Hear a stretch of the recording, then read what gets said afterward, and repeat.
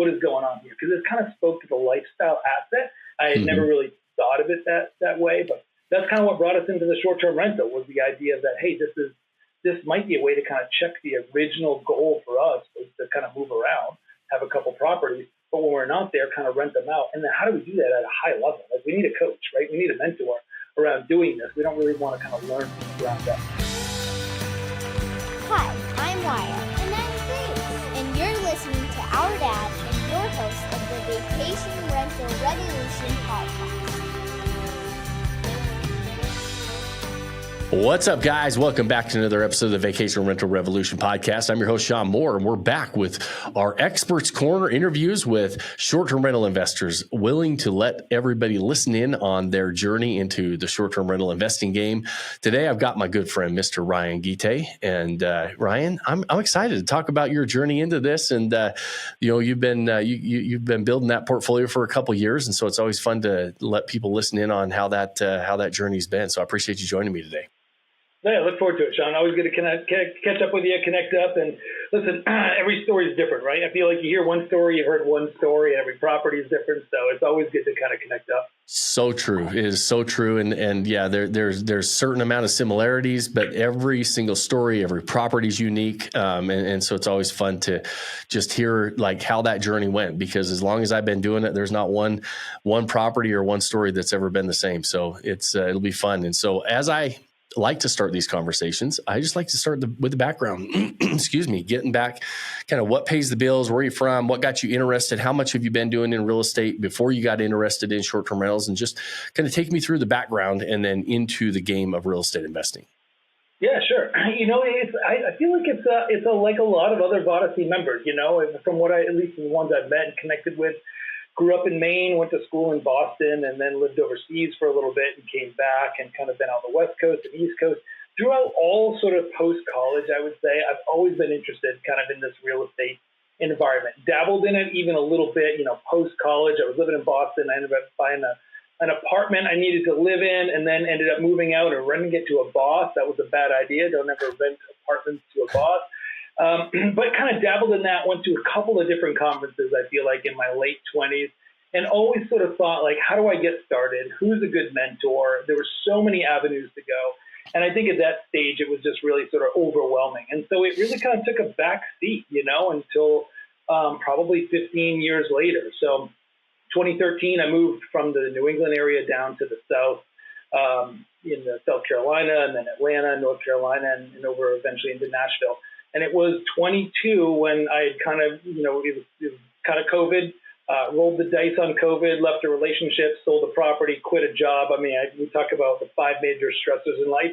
I did 3 voluntarily. You got rid of all of them. It's like, I'm new starting, right? That's it. I was like, the world's shutting down. This is a good time to roll the dice. Let's leave the relationship. Let's sell the house. Let's quit the job, and let's start something new. So I think for me, it was a good fresh start to think about, hey, what am I going to do, right? And I had kind of always been in healthcare. So when we talk about paying the bills, a typical sort of W-2 is what I think of it.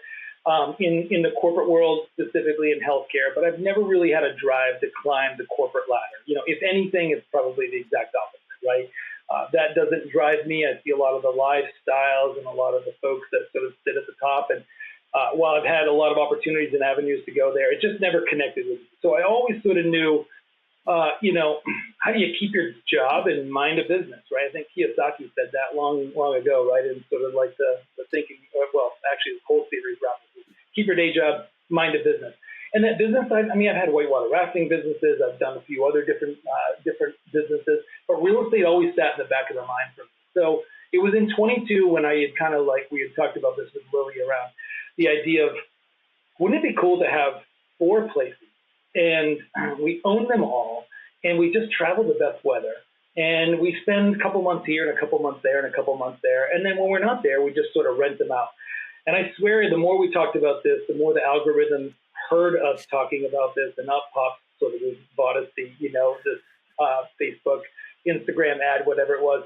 And then I was like, this is really interesting. And I think I dove in at that point, Shawn, and listened to probably 20 of your podcasts early on to be like, what is this? What is going on here? Because it kind of spoke to the lifestyle asset. I had never really thought of it that way, but that's kind of what brought us into the short-term rental, was the idea that, hey, this might be a way to kind of check the original goal for us, was to kind of move around, have a couple properties, but when we're not there, kind of rent them out. And then how do we do that at a high level? Like, we need a coach, right? We need a mentor around doing this. We don't really want to kind of learn from the ground up. So that's kind of what brought us to the STRs. I love it. And it's interesting where you mentioned, hey, listen, we're going to build this portfolio around, where we want to visit, where we want to go. Like, I always talk about that, right? We talk about the lifestyle asset and the personal use aspect of it. It's funny how, there's a lot of people right now saying, oh, lifestyle assets don't work. You can't use them and make any money. You can't buy properties that you like and make any money. You just got to chase the most investable markets. And there's a lot of chatter like that right now. And I completely disagree.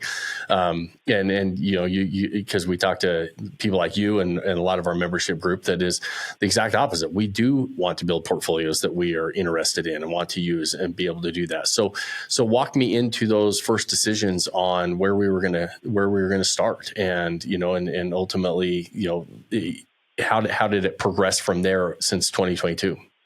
Yeah. So, good question. And just to double down on that concept and that idea was, there's multifamilies and fix and flips and, the whole realm of like long-term rentals, of course, and nothing really sort of like, nothing really hit home. Nothing was really sort of jazzy enough to be like, that's interesting. I really believe you could make money and do well in any of them. And they all seem to have kind of their place in it, but nothing sort of spoke. And I think it was one thing you mentioned on the podcast. You're like, it's not like you're going to pack up the family and take a trip and go see the multifamily in St. Louis or wherever they do. Right? You're just like, nothing was really sexy about that per se. So the idea that coupled with, hey, I want to travel and I want to live in a couple of different places, and I don't want to live extravagantly, right? I'm not looking for 3,000 square foot places.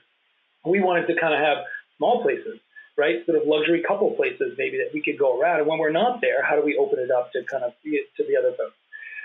For rental. So I was living in Nashville at the time in 22. And a short story about that, I moved to Nashville in COVID as I rolled the dice just to kind of say, what are we going to do? So I moved there, I rented a property that was only on the market for rent because he was asking $700,000 for it. He couldn't get it. He believed it was worth more. Fast forward 18 months, my landlord at the time, we had made a couple of deals to say, well, I might buy this property. I needed a lot of work to it. By the time I ended up moving out of there, he had a buyer on the market for 1.1 on that property, and it was 18 months later. So he couldn't get 700 in 2020. But by the time in 21, late 21, he was like, yes, I can get it. I can get 1.1. I wasn't willing to pay for that. Of course, the markets were crazy then. Yeah. So I moved out and purchased a property pretty quickly. And it was right after that is when I heard about Vodyssey and started to think, okay, what do we do about this? I was in a home that was too big for me. It wasn't the right fit. It just didn't feel right. So that was the point where I said, I have a home. I'm at 2.1% mortgage, right? So maybe I turn this into an SDR.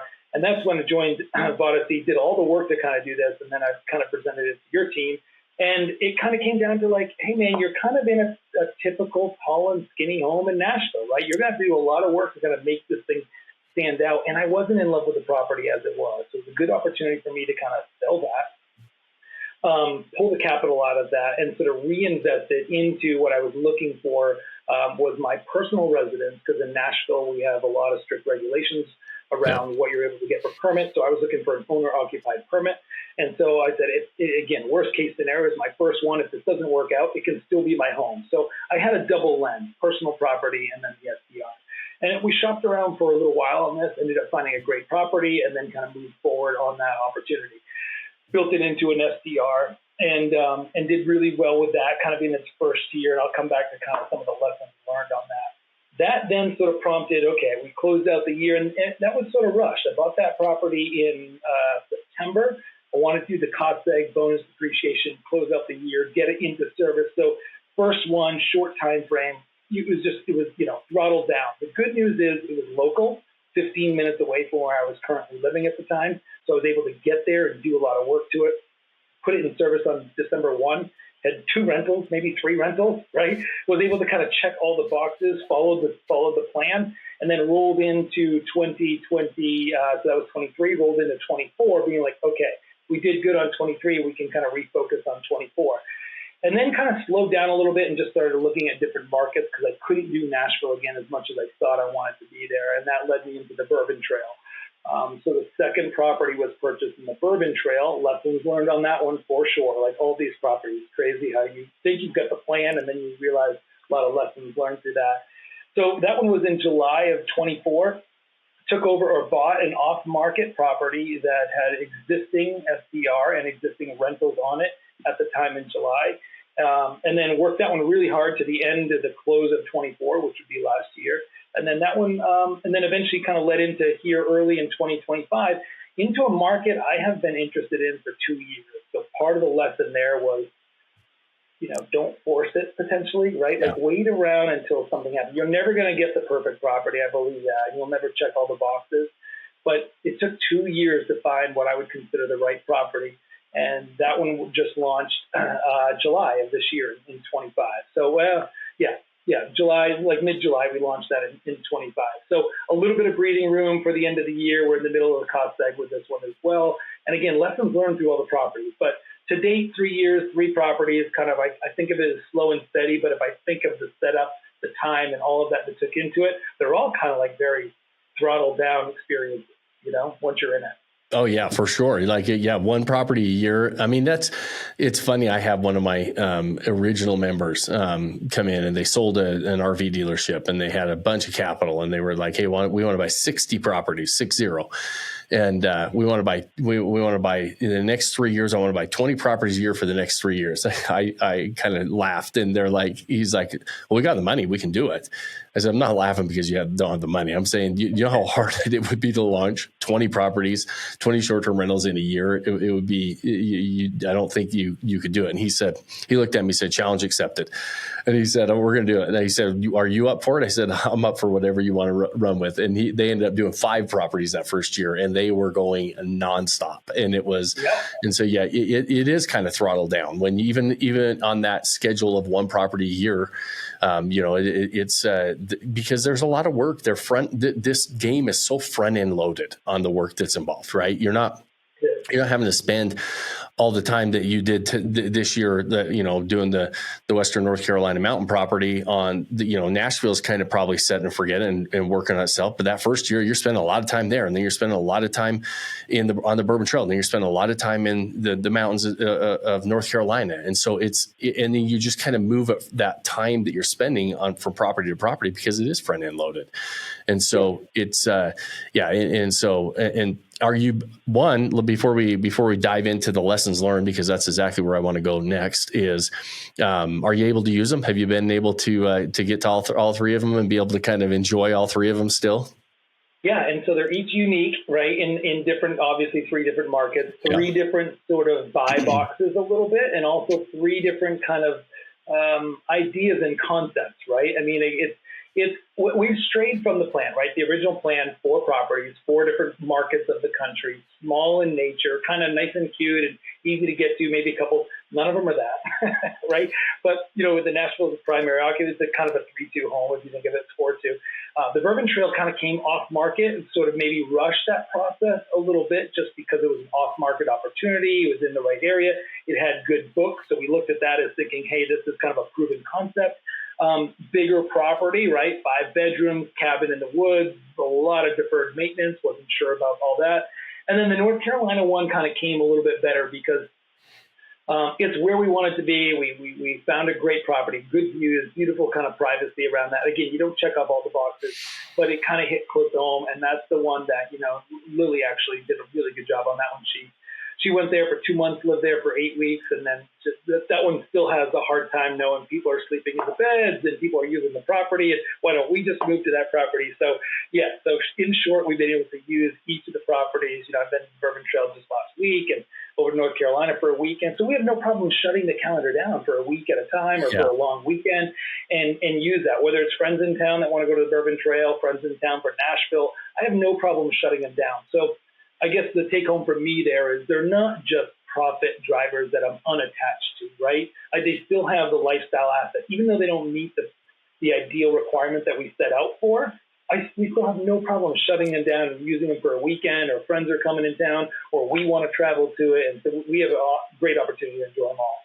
That's awesome. And I love that added return that is there for that. It's hard to measure that on a balance sheet or a P&L at the end of every month, but that's it's a pretty big benefit to be able to do that. So let's dive into the lessons learned. Let's go like property by property, because I'm sure there's multiple lessons learned on each property, and they're probably all unique, like you said in the very beginning. But let's start with Nashville. And as you were navigating that one, first one in, navigating the balance between a personal residence and a short-term rental while you weren't there. And so let's navigate some of those lessons. Yeah, so I think that some of the key lessons for Nashville was I joined it right in, I think it was the summer of 22 for Vodyssey, and of course I met with some key people, obviously connected with some people from my past that I hadn't even known, right, the Petries, right, the Steve Troy, and met some other great mentors, and I was really kind of jazzed up, going through the training, talking to a lot of people, and I remember meeting some folks that came from Vodyssey. They were in Nashville for a meeting and had dinner with Steve Troy and a few of the friends, and they're like, wow, we haven't seen this energy in a long time. We've been in Vodyssey for a while, but you're kind of fresh. So I say that to say this. I came into it like I'm ready to buy right now. I wanted to rush the process. Mm-hmm. And so I had put multiple offers on properties in Nashville because I was ready to go, right? I'd gone through the training. I was ready to kind of rock and roll. This is going to be good enough. We'll make this work. The numbers look good. And I was kind of sort of rookie, right? And I was kind of thinking, well, rookie of the year. Like, just let's get out here and kind of show them that I can do this. The lesson learned there was I had multiple offers over the course of months, right, on different properties, and every one of them sort of fell through for a different reason. I was actually under contract on a property, ready to move forward with it. We were just getting ready to leave for Maine for the summer for that, for about a month or so. And a property just popped up on the market. Called my agent, said, we got to go see this, but I got to see it today because we're leaving town tomorrow for 30 days. We showed up to the property, drove in the property, and I literally drove in. I was like, this is it. And within the next 2 hours, we had to cancel the contract I was already under legally, try to get my earnest money back. The timing was crazy. We moved into this. All that to say, Shawn, don't rush the process, right? It's okay to be excited and ready to go, but if you're just trying to check the box and move forward into the next step, I think, like, for me, the lesson learned there was, like, it's okay to slow down and sort of pump the brakes. And that came back to reality in property 3, right? It dropped 2 years, right? I mean, actively looking really for 2 years. So Nashville for me was about taking some time. It's okay. Let the process sort of work by itself. Property 2, Bourbon Trail, again, lesson not quite fully learned there because probably should have done a little bit more due diligence, right? This was an off-market opportunity and an existing SDR, and what some might call a turnkey SDR. I'm now of the belief there's no such thing as a turnkey SDR. 100% agree with you there, by the way. It might have history and it might be operational, but there's no such thing as turnkey. So a couple lessons learned in that property was because I wanted to leverage the off-market opportunity, I tried to move at a pace that was outside of my comfort zone too fast, right? I don't want to lose the pocket listing opportunity. And it was with a realtor that was also representing the seller.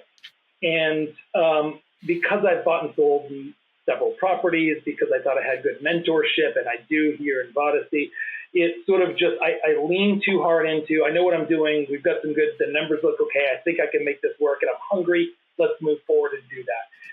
I should have had my own representation, right? Not working, in my personal opinion, right? Not working with a realtor that had seller sort of disclosures around that and seller fiduciary duty probably to the sellers just as much, even though it was a disclosed dual agency, because if you fast forward that time frame, 2 weeks into my ownership of that property, the HVAC completely blew, and it was because the filters had never been changed in 4 years of that realtor and that property manager, right? So there's a lot of lessons learned in that.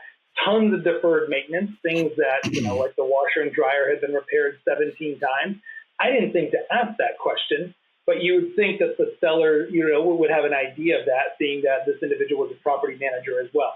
So they were too tightly connected to sort of make that. But so that was another sort of doing more due diligence to make it satisfactory for you as a buyer. Don't cut corners, right? If you know you should be asking the right questions, it's okay if the deal is on the table and you might lose it because it opens up. You got to do the right due diligence around that. So that was, probably the bigger learning I would say around the Bourbon Trail property. Let me pause, see if you have any thoughts. Yeah, and I want to highlight one thing that I think that a lot of people get really excited about many times, and they think it's those off-market properties, pocket listings, off-market. Nobody's seeing it yet. You can buy this before I put it on the market tomorrow. We're going to list it next weekend if you don't buy it. And I think sometimes, as a buyer, we're like, I want to get that before everybody else does. And sometimes we want to rush into some of those things, or we think that they might be better deals than they are. And ultimately, sometimes a lot of those disclosures don't happen on those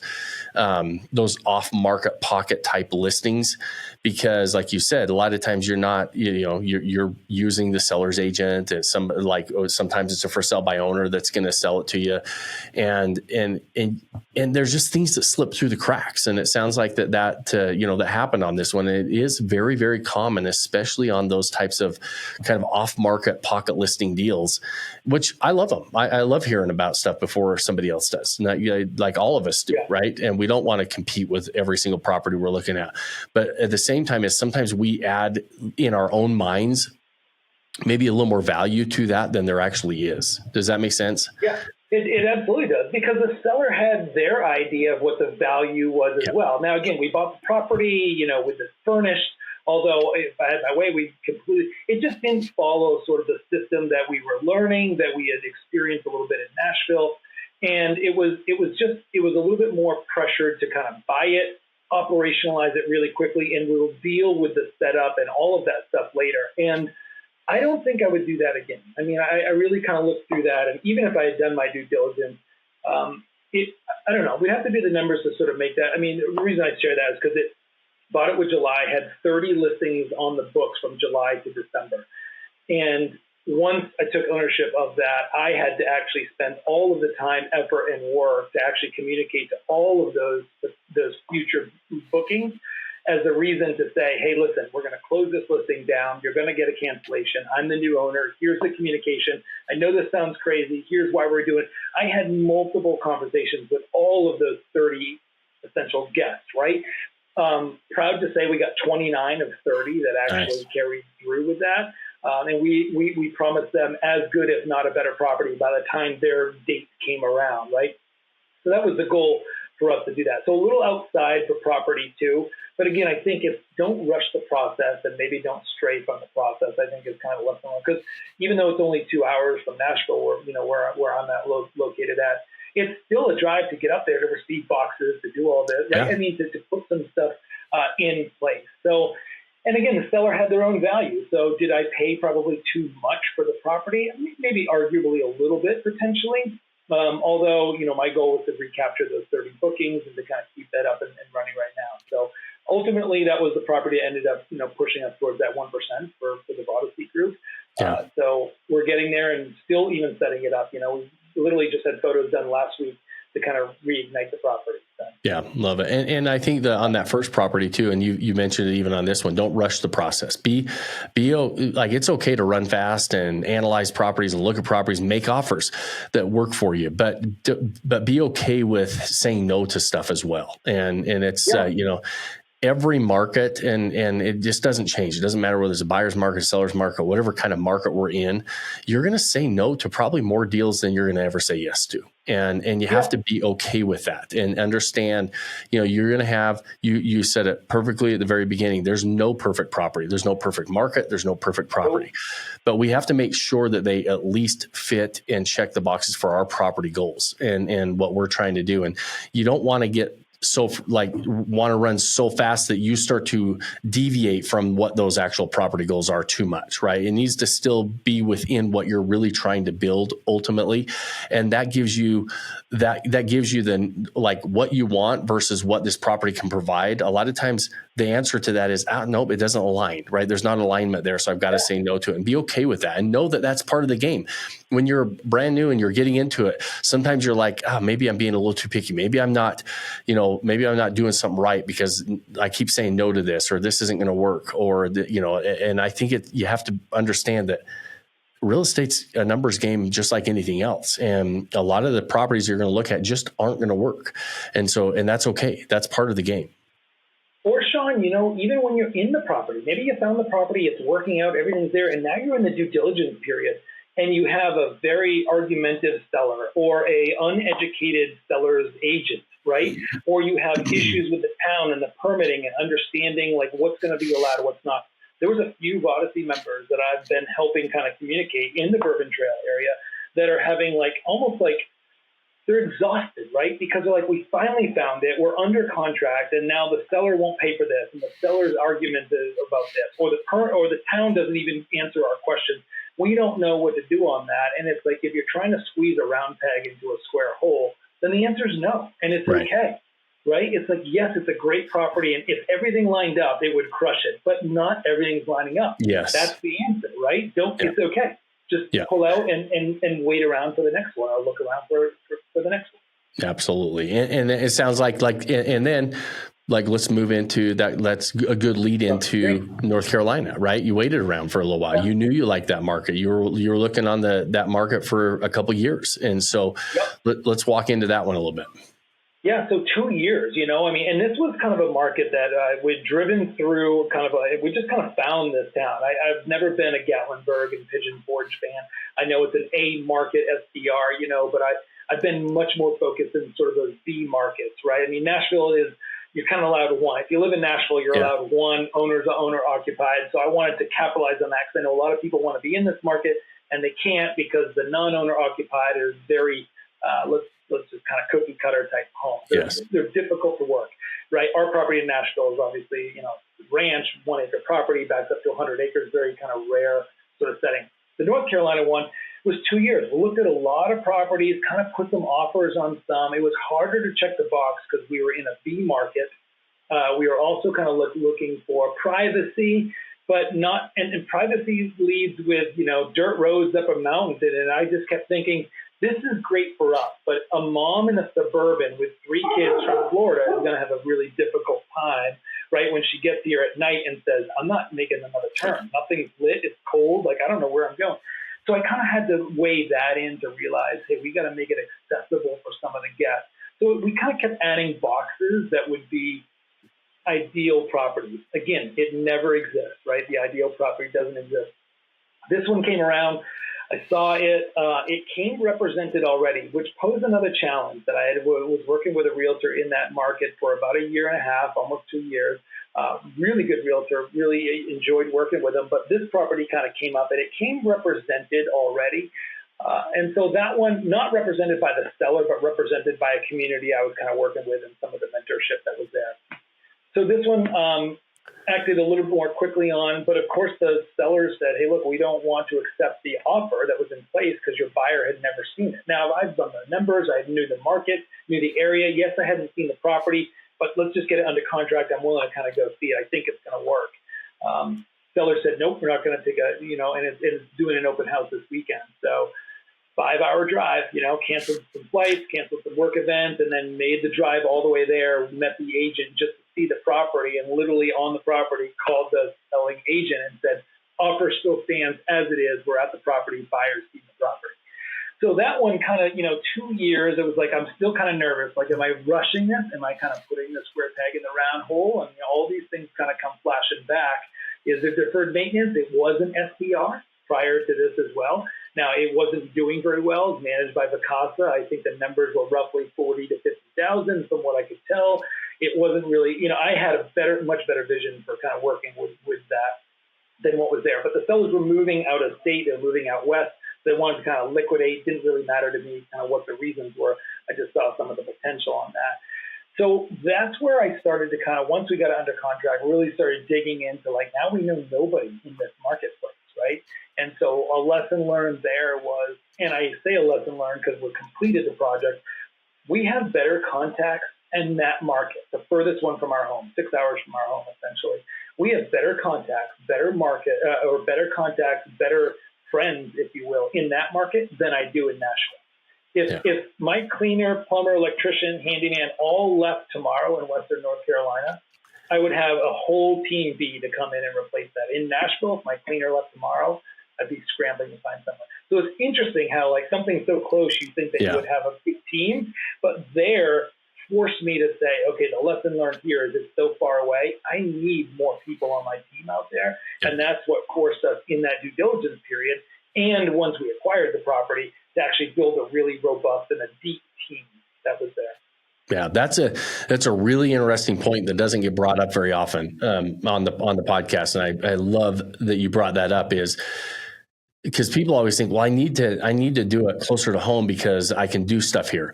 But I see all the time what you just mentioned, when it's right in your backyard or it's really close to home, we take for granted that we know everything here and we're going to be able to figure it all out. And so we don't take the time to build the teams. We don't take the time to get the contacts. And when it's far away, you know that that's a necessity. So it's what you're scared about is not having those teams. So you go build really good ones, right? And so it's interesting that you brought that up, because that dynamic is what you're really seeing that based on that portfolio and where they're located in proximity to you. Yeah, it's absolutely true. I mean, right to this day, I'm still on property one in Nashville trying to build the team out, right? Because I didn't do a good job of it kind of in the beginning. Or what I did was good enough, but I didn't have backups, right? I'm the backup. If something happens, I can get there and fill the propane. I'll go make the bed. It's okay. Like, it's close enough, I can kind of go and scramble to make that happen, which is precluded the idea that I need to get a bigger and better and deeper team, right? So we're still doing that right now as we speak. Yeah, that's awesome. I love that.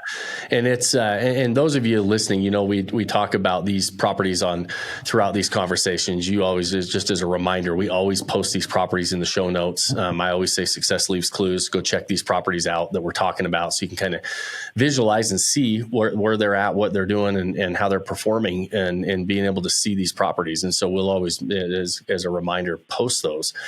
And so, Ryan, so you said 4 properties in 4 years. Are we like still on that? Are you still going to stay on the one property a year track? Like, what does looking forward look like?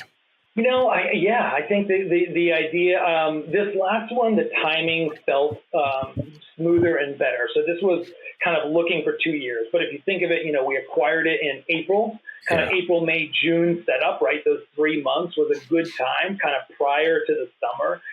Which was a busy season in that marketplace, launching in July, working through some of the kinks in July, and then just kind of letting it ride and kind of work through some of the, you know, now we're into fall, and this is, you know, we'll see how the kind of fall goes with that. But I like that timing of it versus back to property one, acquiring in I think it was August or the end of September, scrambling in October, November, getting it into play for December. Of course, that was one of our last years for the depreciation, right? Or at least like as it stood then. So that one was a little cross. So so property 4 I would love to kind of pick something up sometime in the spring, you know. Again, kind of looking. Now, I don't have a market in mind, and so it's bringing me back to step 1, right? It's funny because I was just telling Lily that night, I'm like, I think I got to go back and look how to use AirDNA, how to go through. We got to kind of go back to like what markets, where do we want to be around all this? And I'll say one other thing, Shawn, that this is like, you know, each of these properties, with the exception of probably the third one, we did a much closer, actually, we probably did follow really all of the sort of the Vodyssey steps, right? Property 1, we did not, right? And remember when you showed up to the property, I'm like, there's no artwork on it. We literally just got artwork up like 3 weeks ago. And, you know, the advice I'd give myself or anybody else is like, just follow the process, right? I mean, had we just done the art, now we didn't have that time frame, right? Because we were launching in December, just get it up, get it live, get it going. We had to do that. But I shouldn't have waited a year to order all the artwork that I wanted to order. It was a nervous sort of like, what do we do? Is this working? My first one, I wasn't quite sure. So fast forward to property 3, we did all the right. We got it all up and running. Do not put that thing live. Now we had a little bit of time zone, right? A little bit of time cushion around this to say, let's get the artwork, let's get the proper photos up, let's do this the right way. So when we push live, it's live and we can step away and be like, here it goes. Right? We don't have a whole lot of homework to do after. There's always things to do with the property. Don't get me wrong on that. But from a big lift or the program itself, like it was largely done on that. So so the fourth one, we'd love to kind of see something. In fact, it's on my to-do list. Talk to Shawn about Broken Bow. Talk to Shawn about other markets. So I mean, I'd love to do something coming up in 2026. I mean, I think we're good for this year, just to not rush the process and kind of ride through this year. But starting in 2026, we'd love to do another one. Love it. Love it. And yeah, I always feel for those people that are fourth quarter trying to get that property in service to make sure that everything is all those boxes are checked. It's a stressful fourth quarter when you're trying to launch in December. Yeah. Right. And so, yeah, I'm with you. I like doing that and getting those properties done earlier. And you really hit on a point that I always try to make too, is just get the setup and getting these properties launched correctly. It does 95% of the heavy lifting for you through the launch or marketing for the next little while. And doing it on the front end, while it's expensive and overwhelming and time consuming, it just works better. The algorithms are more in your favor. Everything works better when you launch it correctly, because you did all the heavy lifting on the front end, and now you can let that property start to perform, start to see how it's going to go. And like you said, there's tweaks to be made on every property always. And so, but when you can get most of the heavy lifting done, it just is. It's going to get done. And the Nashville property is a perfect example. You're like, I just got my artwork done. What happens is, once you kind of get it good enough and it starts to launch, we don't go back and do the other things that we were going to do. You just let it sit, and we don't go back to it. And so people always ask me, hey, I'm ready for number 2. I said, make sure you maximize number 1 before we go to number 2, and maximize number 2 before we go to number 3. Shawn, it's like, this is a perfect example. Like, because we did property three right, let's say, at better than the other 2, we finished the great photos. I saw the photos came back, and as a part-time photographer, right, I had a hard time spending almost $5,000 on photography, essentially, right, to say, well, I could do this, but I don't have the time, I don't have the drone, I don't really want to do all that, right? And it's outside the scope of what I do anyway. But I buckled down, I paid somebody to do it. Once I got the photography back, professional photography back, I was so blown away and so excited to be able to put that in the listing and launch property 3 right. I literally said the very next week to the same photographer, how do I get you back to property 1 and property 2, which I should have done a year ago and 8 months ago, right? And here we are, literally, he just completed it last week. He's like, okay, we'll figure a way to do this, you know? So here I am spending the same amount of money that would have cost maybe even more to this day, honestly, than if I would have spent the money 2 years ago to do that. So to your point exactly, just do it right the first time, right? Because here I am on property 3. I'm like, why didn't I just spend the $4,000 or $5,000 on the photography property? What could that have done in the last 2 years? Exactly. What could it have done in Bourbon Show last year? So now here I am, excited to upload the new photography and relaunch, essentially, right? Property 1 and property 2. I should have just done it then, you know? So again, lessons learned 3 years in. Well, better late than never, but it is, it's, and that's why we have these conversations. So people that are, you know, somebody that's walking into the game right now, they're like, okay, I'm going to do it right from the very beginning. Yeah, absolutely. Awesome, Ryan. Well, listen, at the end of every episode, I love to ask the question, and we've covered a lot of lessons learned. So it might be just an exclamation point on something we've already covered.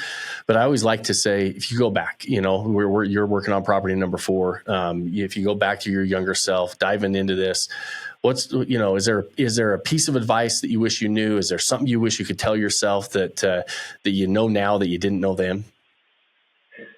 Man, you know, it's like, if I'm being real honest with myself, and this is just me with me, right? It's me with myself. Is like, I think back then it was like, just jump into it sooner, right? Take the risk, jump in, right?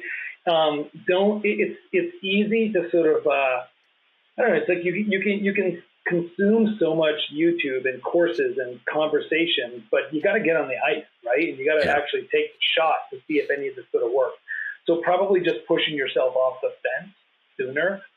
Now, that's not being reckless, right? I mean, but that's partly why you join a group. You have a mentorship. You have partners around this to help guide you through this. So if you got the mentorship, and what I was a victim of is definitely analysis by paralysis more than once, probably a dozen times, whether it was short term or long term, whatever it was. And that's why in this market, I would say, if you got to sort of, you want to try to do this, just jump in but leverage your partners, right? Leverage your mentorship. Leverage the people that are here in the team that really want to help. And I mean, listen, I've got some of my best friends in Vodyssey. We call each other up. It's like, even in the same market, right? By all means, we're competitors if you really look at it on the books, and we're sharing more transparent things from finances to contacts. So there's a group here to help out, and I think that's what I would probably tell myself is just to say, hey, man, just jump in, just get in, take the shot, and start learning, because here we are, multiple properties in. I'm still learning through all that, and then having that experience. The other piece of advice I would give myself is just don't try to reinvent the wheel. Yeah. Right? The program is here. Buy the photography when you're ready to go, not 3 years later, not 2 years. Like it's working for a reason, right? I mean, right. You don't have to reinvent the wheel. Kind of lean into that and not thinking you could tweak it or cut corners to do a little bit better job, right? It's like, unless you really like setup, or unless you really like photography, unless you really like lean into the people that kind of do that better or do that for you, right? At least, and you can still have some say. So yeah, there's always learning. Love it. I love it. I mean, it's such a common thing that all of us think about is like, man, I wish I would have done it sooner. But at the end of the day, there's always risk involved. Nothing's perfect. And you're going to have to, like you said, you got to get on the ice and you got to take the shot and you got to get in the game. But there's no reason to go figure it out on your own. There's people that want to pass that baton to you so you can run faster and farther than they've ever run. And so you can, a lot of blueprints and recipes and successes that you can copy and iterate and then make even better, right? And that's what's fun about the game. We're always learning. We're always raising the bar, but you don't have to go reinvent the wheel by any stretch. And I completely agree with you. So Ryan, this has been awesome. I'm going to put a plug in for your Maine. I was just up in northern Maine, spent a week up there. So we might have to look up there for your for that fourth property. I don't know. You get back in the roots. Man, we have looked forever. Of course, I talked to Troy Petrie and Missy about this. Obviously Troy and I grew up in Maine, neighbors as it turned out. And we keep looking at it. It's a very seasonal market, right? The numbers are hard to sort of make there, especially if you want to capitalize on the lifestyle, right? You think about a cabin on the lake somewhere. I want to use it for the month of August, which is the most gross revenue. So you got to balance that lifestyle finances, right? And neither one is bad. It's just you got to balance that out. But I'm not letting go of that sort of New England market, right? I've migrated from just pure lake to could we get someplace that's more lake and mountains, right? Kind of suffices both. Maybe you're not right on the lake, maybe you're not right on the mountain, but what if you're between a lake and a mountain? Or what if you're on a lake near a mountain or on a mountain near a lake, right? So I think kind of capitalizing a little bit more on the seasonal aspect and then be willing to kind of forego some income so you can enjoy it. It's okay. Right? Exactly. And you're right. In those really seasonal markets, you are going to forego a little bit of income. It's easier to not really affect your income when you have a little bit more wider seasons. You got some longer peak seasons, some not as short shoulder seasons or slow seasons. But when you get into those markets like Maine or some of those markets where it's like Memorial Day to Labor Day, right? And that's where you make your money. You take away a few weekends during that period of time, you can significantly cut the revenue down. So it's all things to consider. And those are all the lessons learned in underwriting and understanding. And even just me mentioning that and then hearing you say, here's the things why it's keeping me away. We're looking at it, but this is why. I love that. Right. And those are the things that a lot of new investors, they just don't think about. And so be around other people, like you said, that are doing this and preaching to the choir for our listeners, because they're joining us on these conversations, but, pay attention to them and don't reinvent it. And so we'll, I still like Maine. I'm going to introduce you to one of our members that just sent me a text. I'll read you this text today from his Maine property. He said, "I'm doing a toast to you today, Shawn." This actually came to me as a text this morning. Saved $65,000 on my 2024 taxes for my Vodyssey cloud cabin. On track for $135 revenue on a $750 purchase price. Low maintenance overhead, self-managed, hugely profitable. So, and that's in Maine. So we'll I'll have to introduce you to him. Love it. Yeah, fantastic. Yeah, happy to talk New England, Maine all the time. Listen, we get up there every single summer. It's so awesome, isn't it? I've never been there. First time was a couple weeks ago, and boy, it was beautiful. I was perfect time for the leaves changing, and it was just it was like awesome. Where'd you go? Did you get to Acadia at all, or did you kind of work No, I went up to Patton, Maine, which is north. I spent a week up there in Patton at a camp up there, and it was a lot of fun. Yeah, you were right in peak season too, peak foliage season. Oh yeah, it was beautiful. I mean, beautiful. Like, I couldn't have picked a better time. It was, 70 degrees in the daytime, low 50s at night, and leaves are perfect. It was awesome. Yeah, that's good. No, great place, and again, there's always kind of markets, and there's a lot of things to kind of talk about through all these different areas. So, Yeah. cool. Yeah, it's awesome. Well, awesome, Ryan. I appreciate you joining me, brother. And those of you listening, we appreciate you spending your time with us. We know it's valuable. You guys know that we don't run a bunch of ads on this. When you're listening to this show, you didn't hear a lot of commercials. And so the only way we grow this show is if you guys share it. If you know somebody else that wants to be a part of these conversations, share the show. Those things are very much appreciated. If you have more than 30 seconds, like it or review it on whatever platform you're watching or listening on. And the final, most important thing I ask you at the end of every episode, pick that one thing you can do today to start building that life you don't want to take a vacation from. Cheers, my friends. Thanks for joining us on this episode of the Vacation Rental Revolution podcast. Share this with other people you think need to hear about it. And don't forget to subscribe and leave us a review. Hey Grace, is there a website? Yes! For more amazing content and expert advice, visit Vodyssey.com. Thanks for listening, and we'll see you on the next episode.